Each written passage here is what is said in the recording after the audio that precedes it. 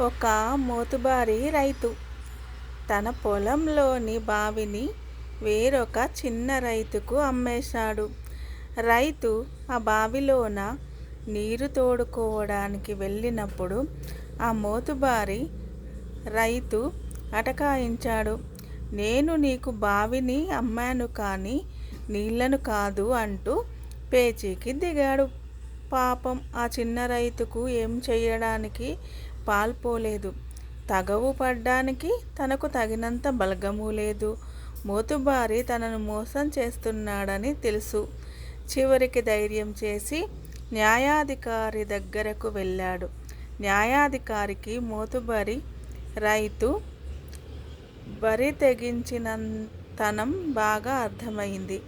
అతడి దుందుడుకు మాటానికి తగిన బుద్ధి చెప్పాలని, ఓహో అలాగా, నువ్వు బావిని మాత్రమే కదా అమ్మావు, నీటిని కాదు గదా అని రెట్టించి అడిగాడు మోతుబారి. రైతు ముమ్మాటికి అవును నిజమే అని ఒప్పుకున్నాడు. సరే అయితే తీర్పు చెప్తున్నా విను. నువ్వు కేవలం బావిని మాత్రమే అమ్మావు గనక ఆ బావిలో నీళ్లు ఉంచడానికి నీకు హక్కు లేదు. అసలు ఇంతకాలం నీళ్లు ఉంచినందుకు నువ్వే అతడికి అద్దె కట్టాల్సి ఉంటుంది. లేదంటావా తక్షణం ఆ నీటిని అంతటినీ తోడుకొని బావి అతడికి అప్పగించు అనేసరికి తన వంచన అందరికీ బాగా అర్థమైపోయిందని గ్రహించి తలవంచుకు వెళ్ళిపోయాడా మోతుబరి రైతు. ఇందులో నీతి తెలిసింది కదా.